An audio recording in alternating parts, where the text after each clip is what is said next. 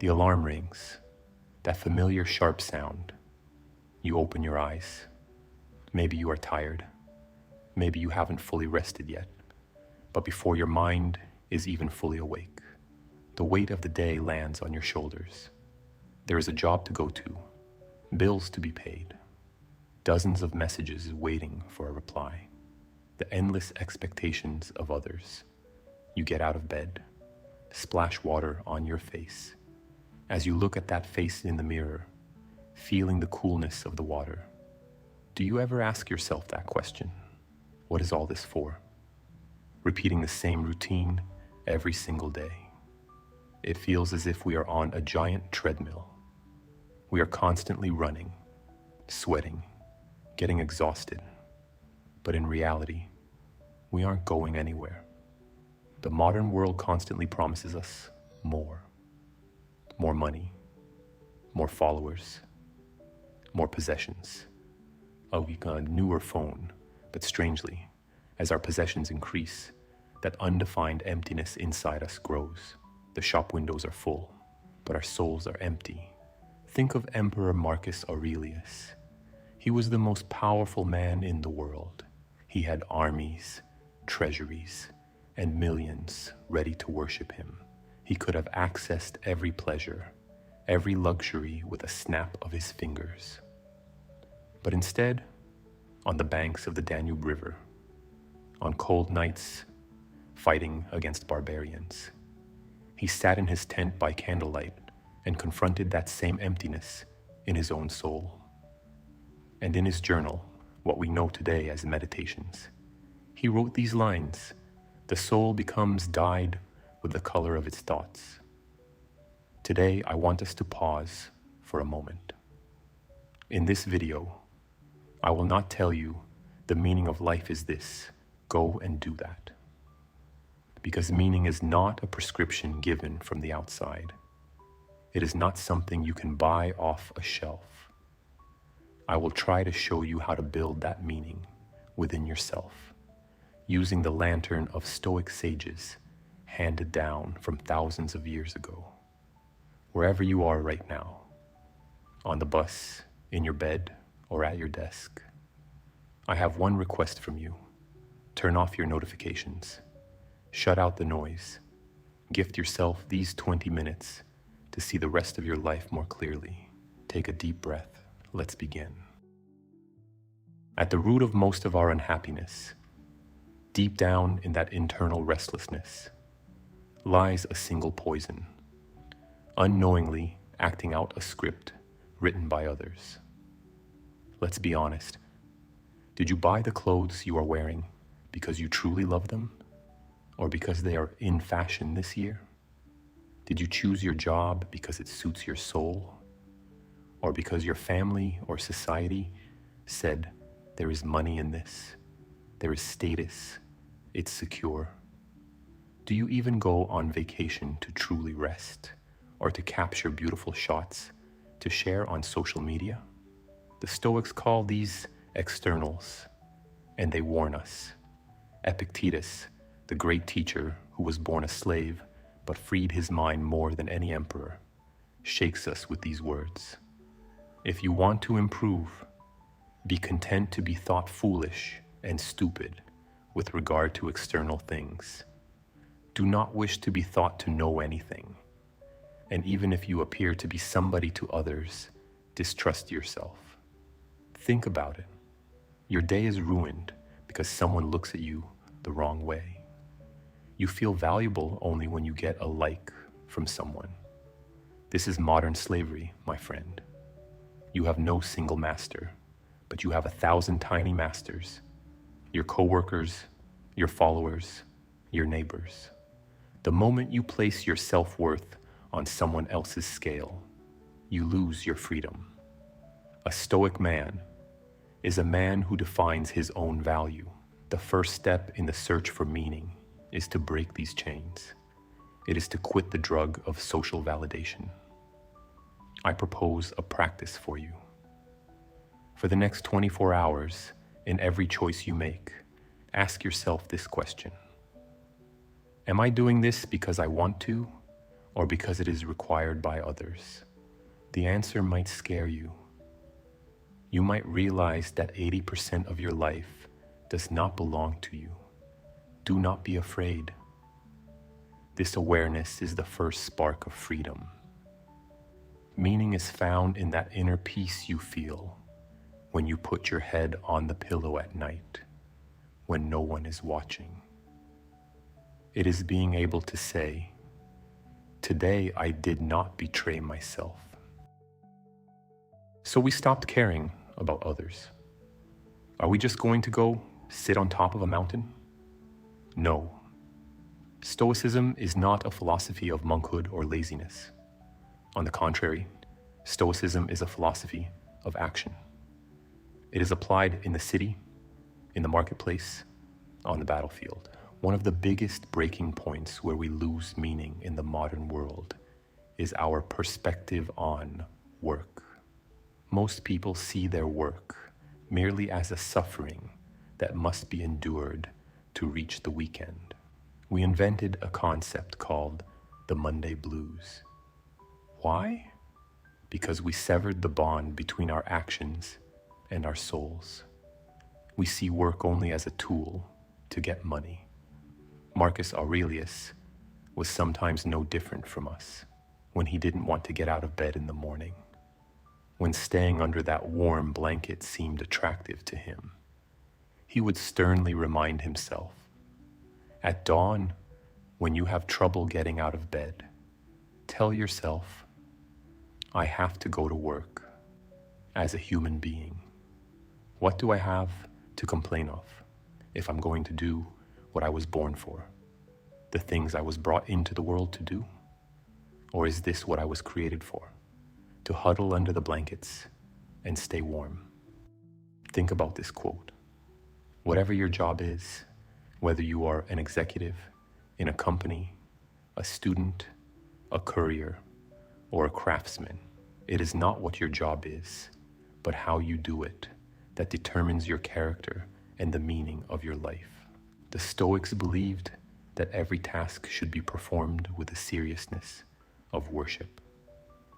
They called this arete, meaning virtue or excellence. If you are writing a report, do not write it sloppily, write it perfectly.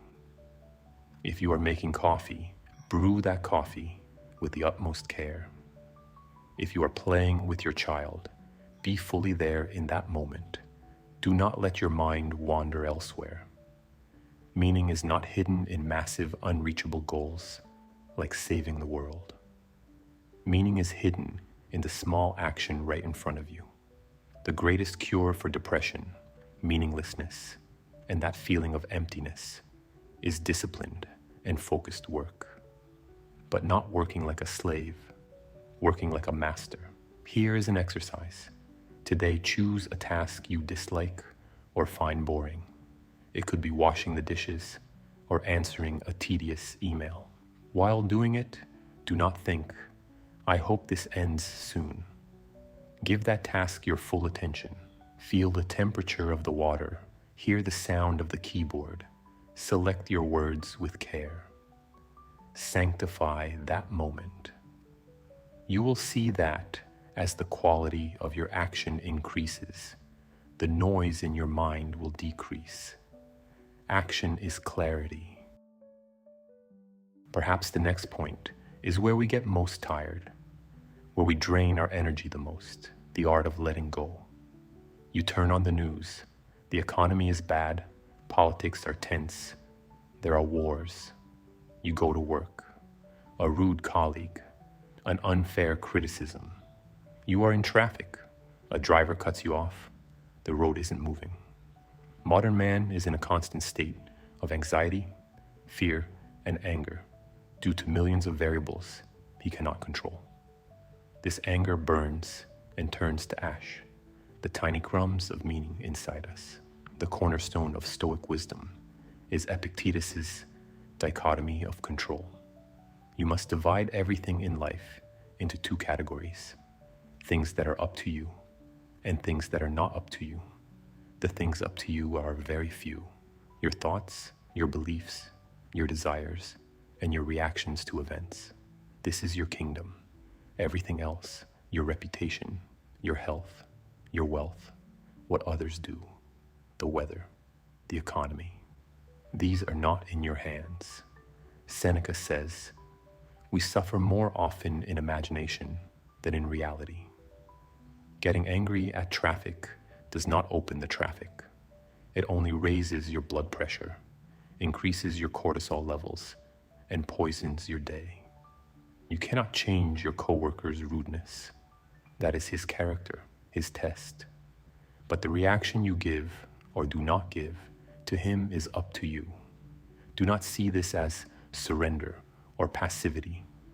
On the contrary, this is a strategic power. When you stop spending your energy on things you cannot control, you are left with a tremendous amount of power. And you use this power to beautify your own life, your own garden. Friedrich Nietzsche took this Stoic approach to the peak with the concept of amor fati, the love of fate. Not just accepting what happens to you, but loving it. Traffic is jammed? Great. I can listen to an audiobook for a bit longer. Things got difficult at work? Great. An opportunity to test my endurance. Try this mental exercise, the circle of control. Take a piece of paper and divide it down the middle. On the left side, write down everything that is currently worrying you.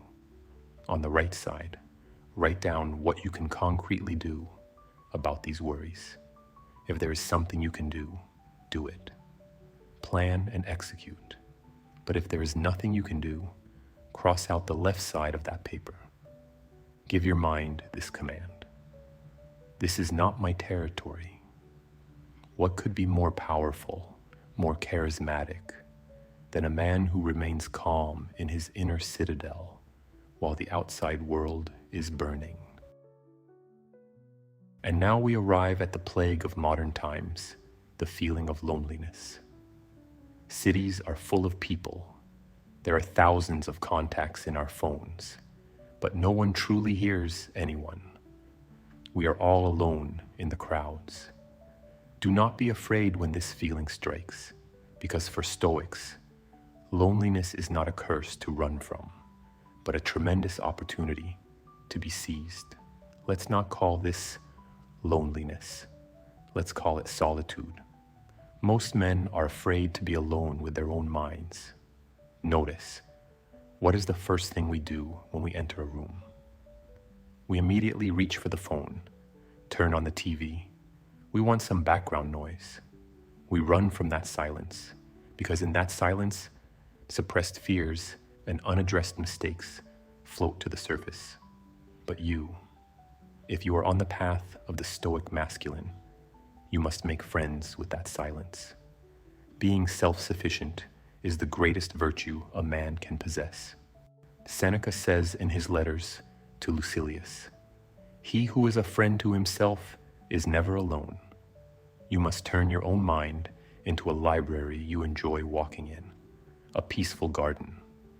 People outside may abandon you. They may misunderstand you, but your mind is with you until you die.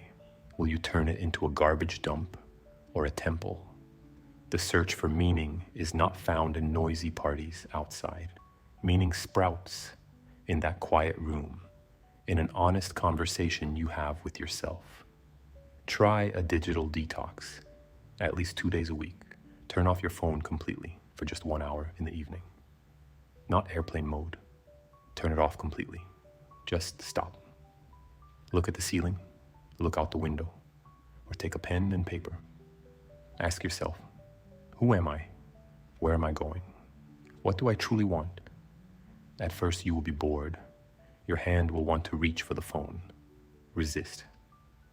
Right behind that boredom, a clear mind and creativity await you. No one can abandon a man who is sufficient unto himself. No one can make a man unhappy who has built his own inner peace. Throughout this video, we talked about meaning, duty, peace, and taking control. But there is one single reality that makes all of these meaningful, that adds urgency and value to them all. The modern world tries to hide this reality, to ignore it. That reality is death. It might sound pessimistic, depressive. You might say, why should I lower my mood by thinking about death? But for Stoics, death is the greatest spice that flavors life. Memento Mori, which means, remember that you will die. Why do we seek meaning? Because our time is not infinite. If we lived forever, nothing would have any value. You could procrastinate today. You could leave saying, I love you, for 1,000 years later. You could fulfill your dreams 10,000 years from now. But you can't. The hourglass is flowing, and you don't know how much sand is left. The breath you are taking right now is one of your numbered breaths.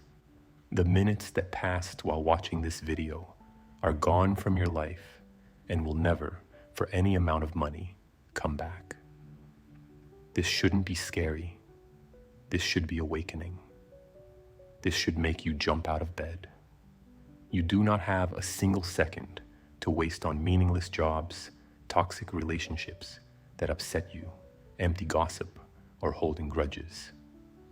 Marcus Aurelius constantly told himself, perform every act as if it were your last. Think about it.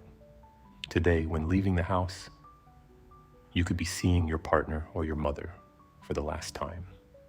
How would your tone of voice be when saying goodbye? Wouldn't it be more compassionate? Today, the work you do could be your final masterpiece, the last thing you sign your name to. How much care would you put into it? Remembering death allows you to throw out the unnecessary ballast in your life. The answer to the question, is this worth getting upset over, is usually no, because I will die, and this is ridiculous. Only the essence remains. That essence is the meaning of your life. Every morning, before starting the day, think about this for just 30 seconds. I might not have been alive today, but I am here. This is not a right. This is a gift. This simple thought will even change the taste of the coffee you drink in the morning. You will start the day not by complaining, but with gratitude and power. My friend, my brother, fellow traveler, the modern world is complex. Yes, it is noisy, exhausting, and sometimes ruthless. It wants to toss you from side to side. It wants to rule you with fears, enslave you with desires. But you are not a helpless leaf. You do not have to be blown about by the wind. Inside you, there is an innate will, an unshakable citadel. Do not look for happiness outside, in objects to be bought, in titles to be earned, or in the applause of others. That road has no end. Happiness is in the serene mind that does its duty, lets go of what it cannot control, suffices unto itself, remembers death, and gives the moment its due. When you close this video, your life will not change suddenly. Your problems will not disappear with a magic wand, but you will change. And when you change, your perspective on problems will change.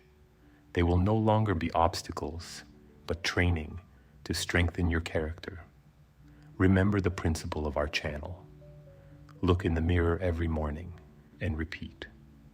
No matter how chaotic life gets, I am in control. I am calm. I am strong. And my consciousness is clear. Take care of yourself, but truly take care of your soul. See you in the next video, stronger and more conscious. Goodbye.